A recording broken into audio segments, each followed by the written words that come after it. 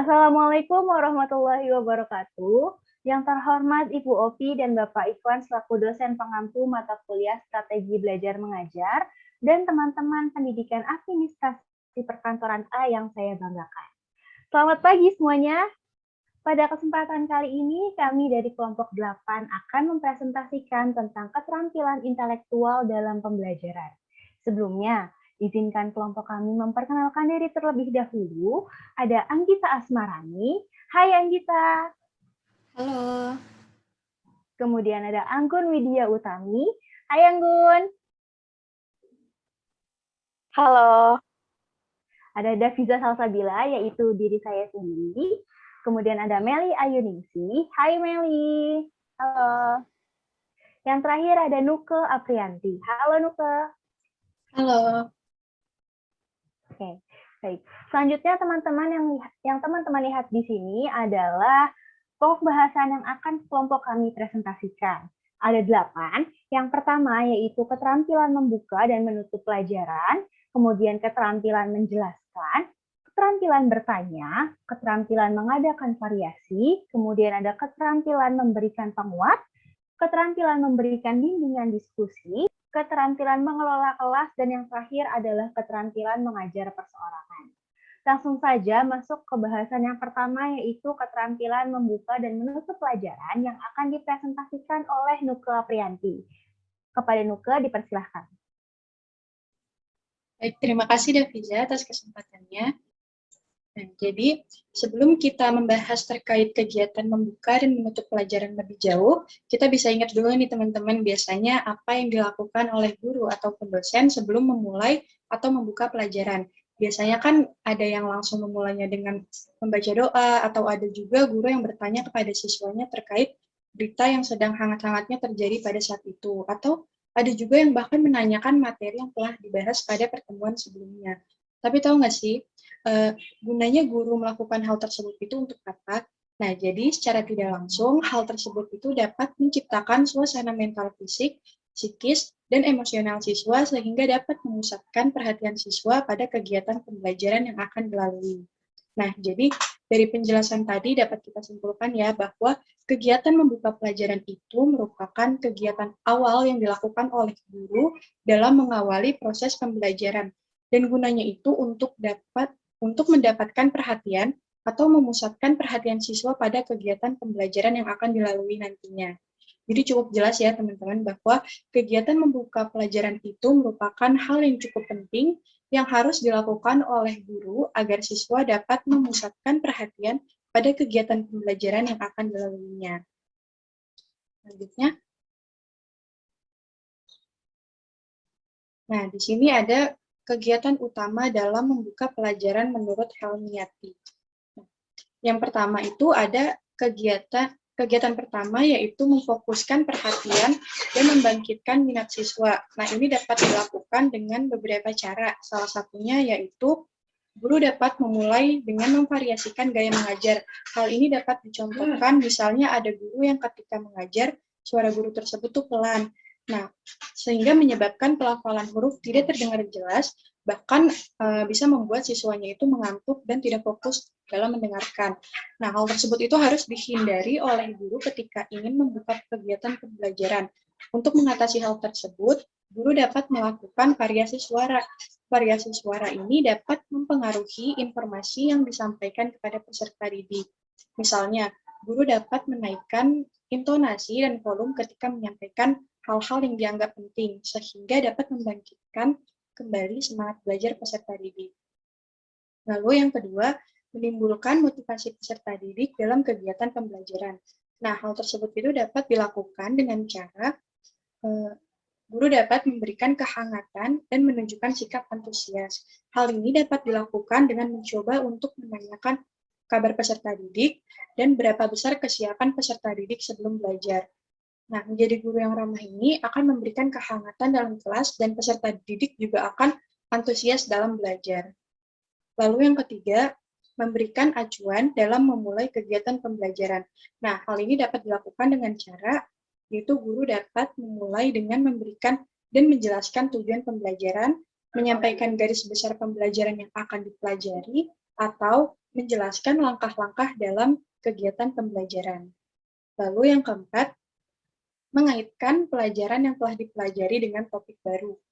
Nah, hal ini dapat dilakukan dengan cara guru dapat membandingkan pengetahuan lama dengan yang akan disajikan. Hal ini dilakukan apabila materi baru itu erat kaitannya dengan materi yang telah dikuasai. Nah, misalnya dapat kita contohkan guru matematika. Nah, guru matematika itu sebelum ia melanjutkan ke materi pembagian, ia terlebih dahulu menjelaskan atau mereview ulang terkait materi pengurangan. Nah, seorang guru tidak akan kehilangan waktu mengajarnya bila mengaitkan materi baru dengan materi sebelumnya. Jika seorang guru mempunyai waktu mengajar 35 menit, gunakan waktu 5 menit pertama untuk mereview materi sebelumnya. Selanjutnya,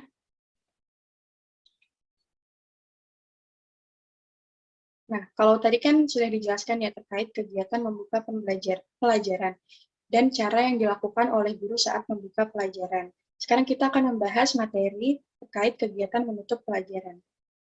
Jadi kalau kegiatan membuka pelajaran itu merupakan kegiatan yang mengawali proses pelajaran, berarti kegiatan menutup pelajaran itu merupakan kegiatan yang mengarahkan perhatian pada akhir pembelajaran. Nah, di dalam kegiatan menutup pelajaran ini terdapat dua kegiatan. Yang pertama, meninjau kembali pembelajaran yang telah dilakukan. Nah, guru dapat memberikan pertanyaan-pertanyaan untuk menguji pemahaman peserta didik terkait materi yang telah disampaikan atau meminta peserta didik bertanya terkait materi yang belum ia pahami. Lalu yang kedua, melakukan evaluasi pembelajaran. Caranya yaitu guru dapat memberikan praktek atau latihan tertulis, baik dalam bentuk kelompok maupun individu kepada peserta didik. Materi selanjutnya akan dilanjutkan oleh Meli.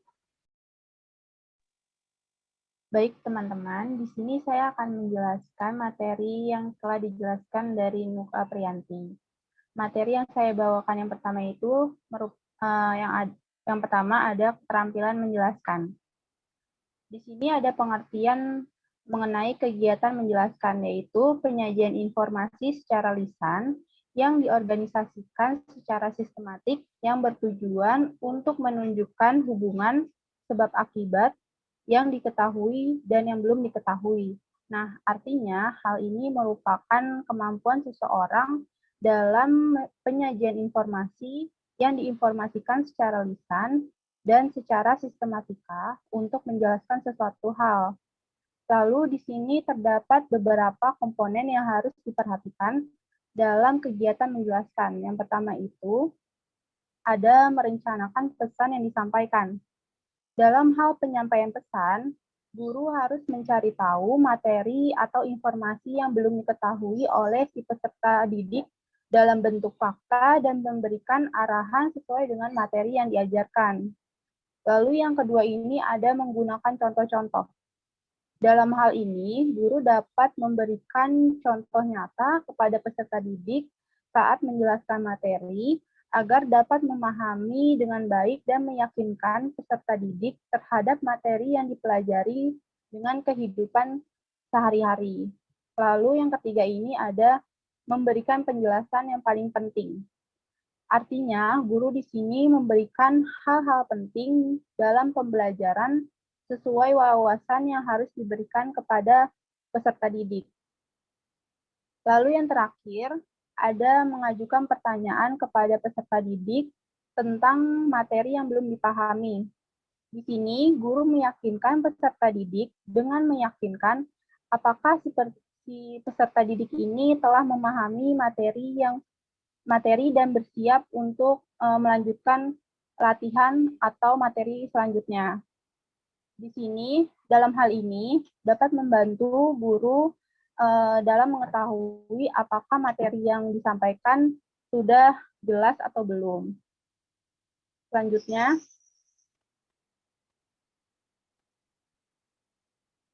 materi yang selanjutnya yaitu keterampilan bertanya. Di dalam slide ini terdapat 7 komponen yang termasuk keterampilan bertanya. Sebelum memasuki 7 komponen tersebut, dapat diketahui dalam keterampilan bertanya ini ada dua teknik, yaitu teknik bertanya dasar dan teknik pertanyaan lanjutan. Pertanyaan dasar ini merupakan pertanyaan yang diajukan oleh guru pada awal pembelajaran yang bertujuan untuk informasi yang diterima sebelumnya.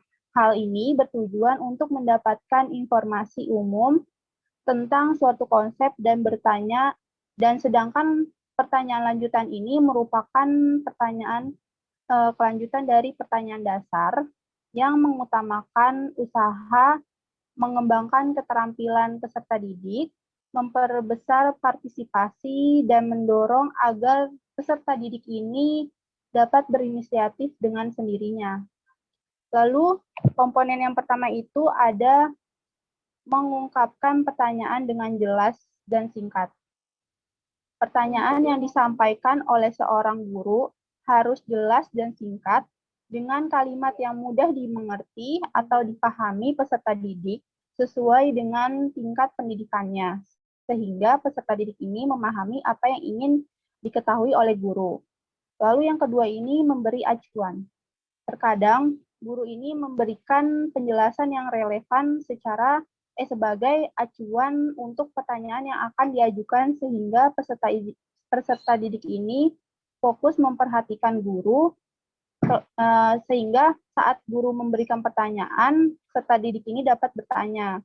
Lalu yang ketiga ini ada pemusatan ke arah jawaban yang diminta.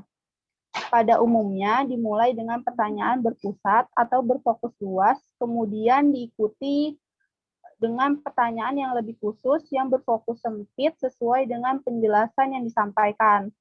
Lalu keempat ini ada pemindahan giliran jawaban. Dalam hal ini, pertanyaan yang luas memungkinkan untuk dijawab oleh beberapa peserta didik untuk mendapatkan jawaban yang lengkap sehingga pengetahuan siswa dapat bertambah.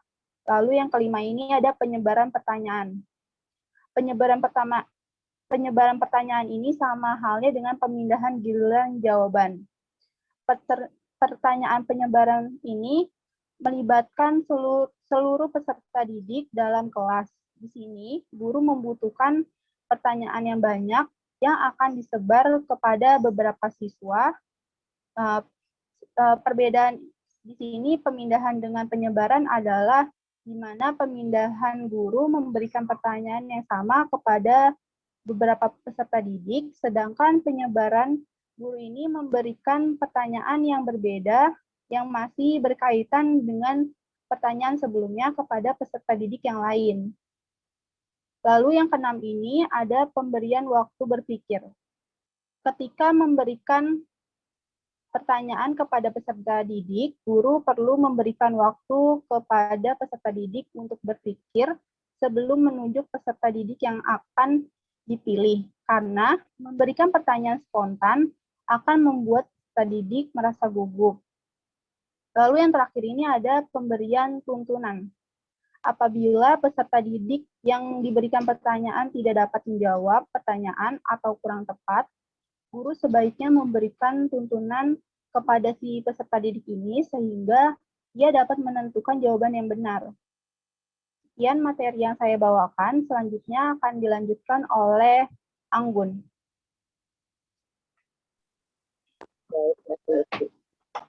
Terima kasih kepada Meli. Penjelasan selanjutnya akan dilanjutkan oleh saya.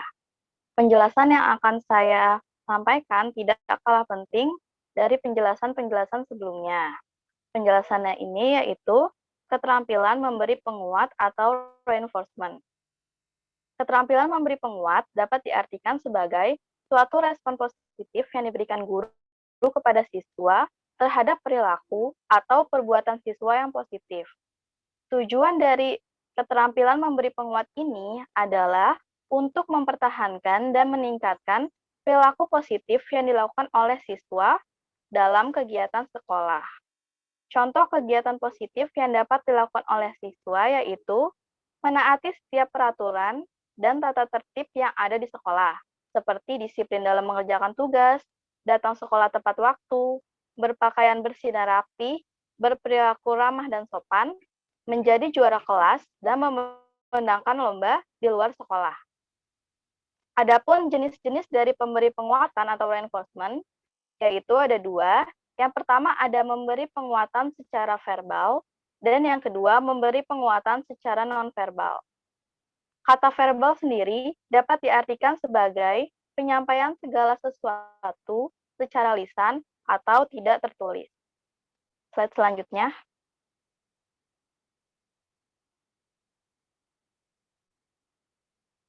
Selanjutnya, jenis-jenis dari pemberi penguatan yaitu memberi penguatan secara verbal. Memberi penguatan secara verbal dapat diartikan sebagai segala aktivitas guru yang diungkapkan dengan kata atau kalimat berupa pujian, nasihat untuk memberikan dorongan kepada siswa dalam kegiatan belajar mengajar. Penguatan secara verbal ini diharapkan dapat membuat siswa merasa lebih dihargai sehingga dapat membawa pengaruh yang positif terhadap siswa. Menurut Hamzah, penguatan verbal ini dapat dikelompokkan menjadi dua. Yang pertama berupa kata-kata dan yang kedua berupa kalimat. Berupa kata-kata seperti kata-kata bagus, tepat, hebat, dan benar. Adapun contoh dari pemberian kalimat itu yaitu seperti, wow, jawaban Anda sangat cerdas, atau pendapat yang kamu miliki sangat brilian. Lalu slide selanjutnya.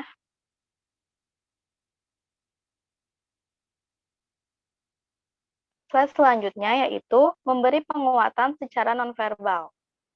Memberi penguatan secara nonverbal dapat diartikan sebagai respon yang dilakukan guru terhadap perilaku siswa berupa bahasa isyarat. Bahasa isyarat di sini yaitu berupa gerak tubuh yang dilakukan tanpa bersuara. Hamzah mengelompokkan komponen penguatan nonverbal menjadi 5 kelompok. Yang pertama yaitu penguatan gestural. Penguatan gestural ini diberikan dalam bentuk mimik wajah, gerakan wajah, atau anggota badan yang dapat memberikan kesan kepada siswa. Misalnya mengangkat alis, tersenyum, tepuk tangan, anggukan kepala, atau menaikkan ibu jari sebagai tanda setuju. Lalu yang kedua, penguatan dengan cara mendekati.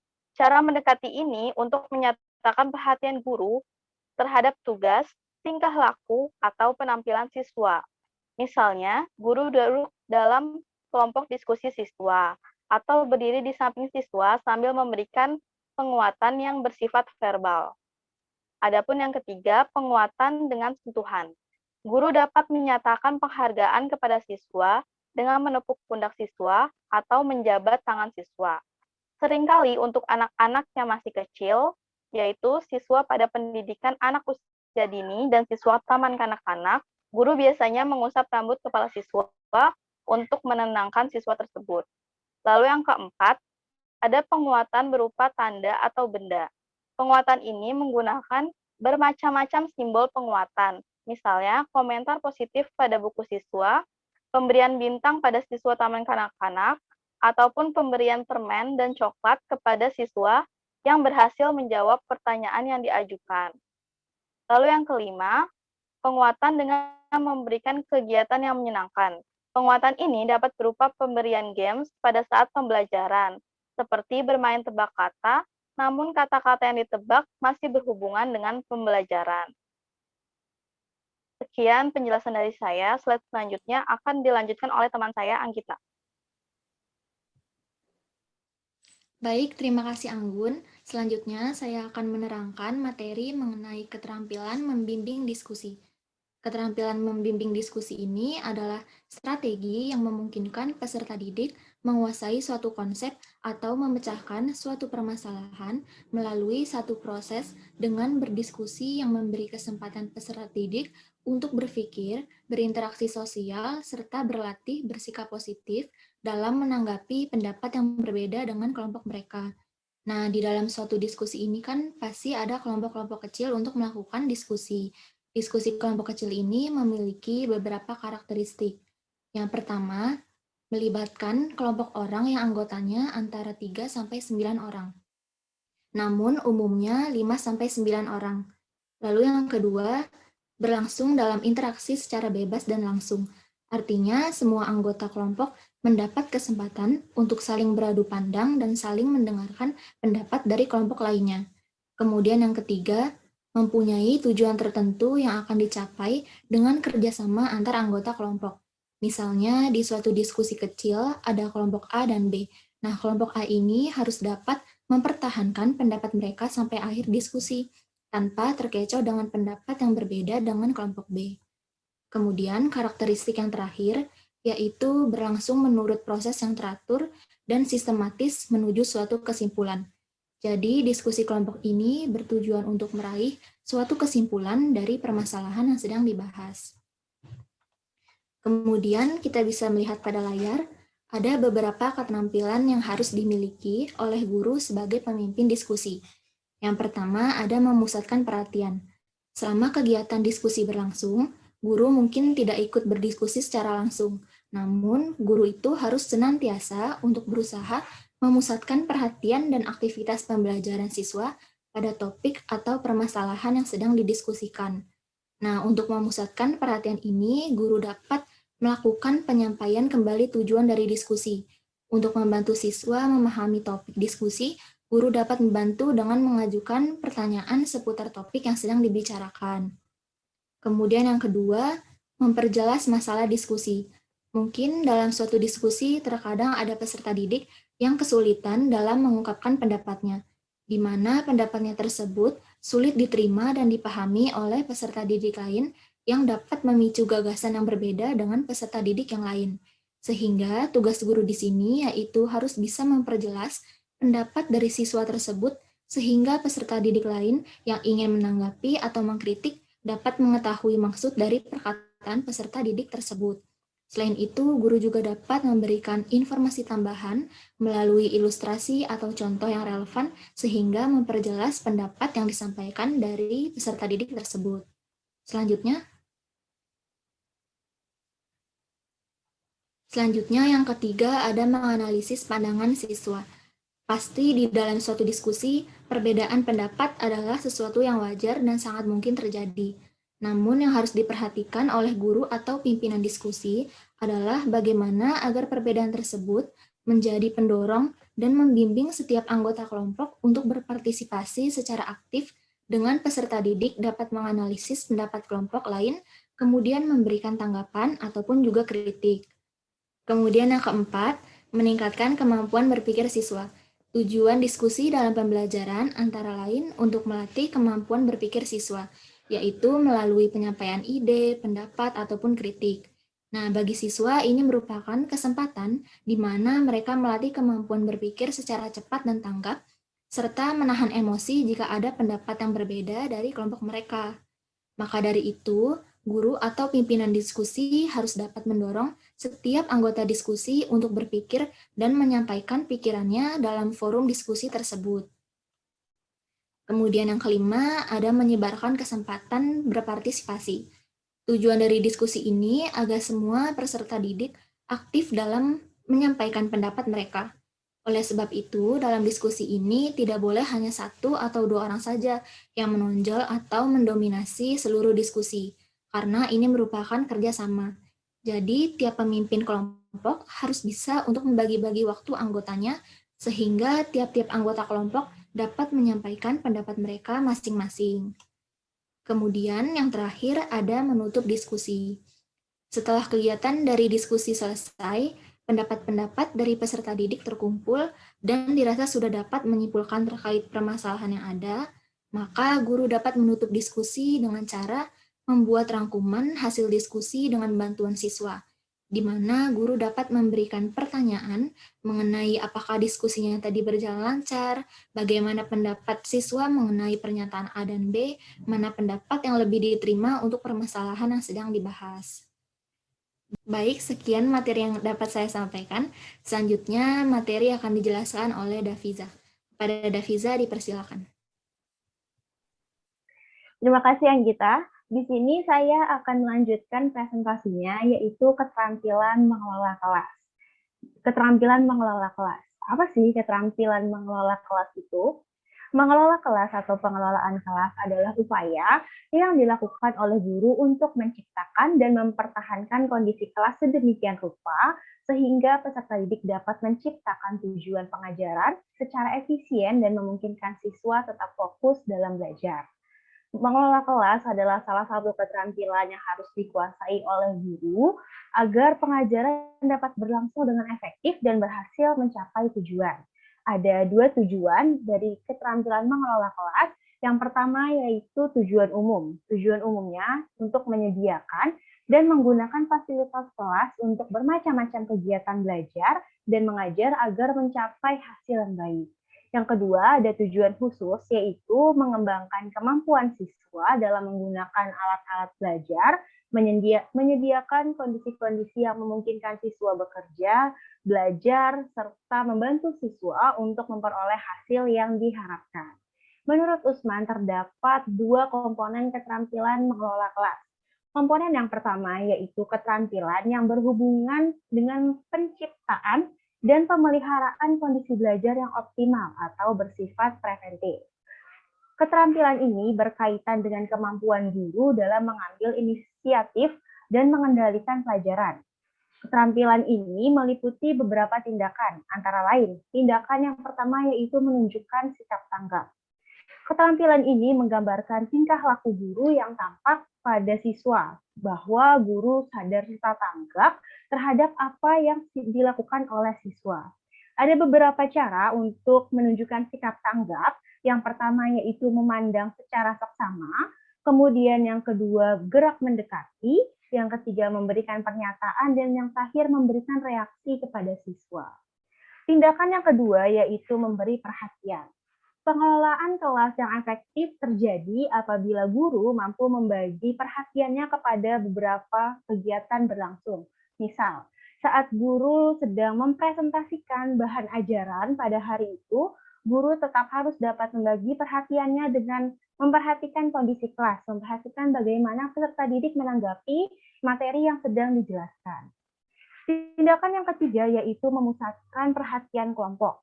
Keterlibatan siswa dalam kegiatan belajar dan mengajar dapat dipertahankan dengan cara guru memusatkan perhatian kelompok terhadap tugas yang diberikan oleh guru tersebut.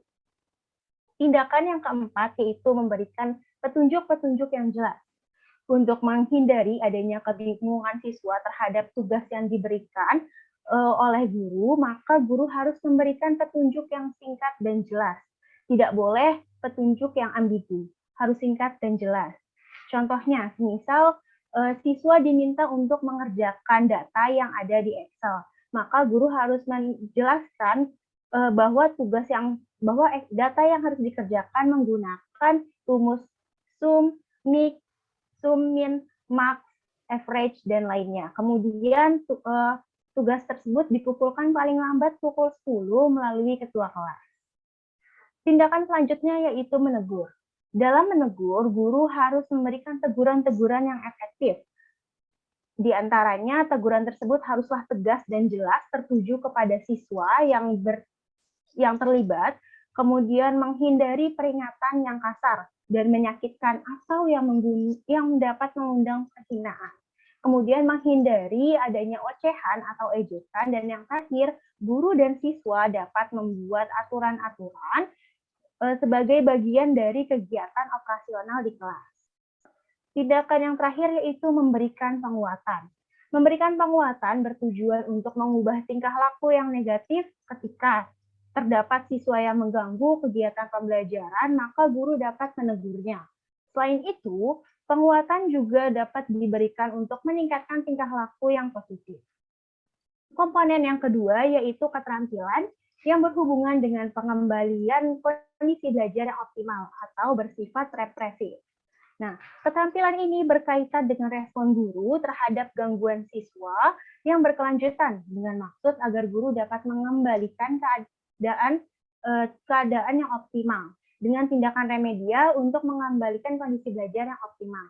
Nah, ada beberapa strategi yang dapat dilakukan guru untuk mengembalikan kondisi yang optimal, yaitu dengan modifikasi tingkah laku, kemudian pendekatan pemecahan masalah kelompok, dan yang ketiga menemukan dan memecahkan tingkah laku yang menjadi masalah.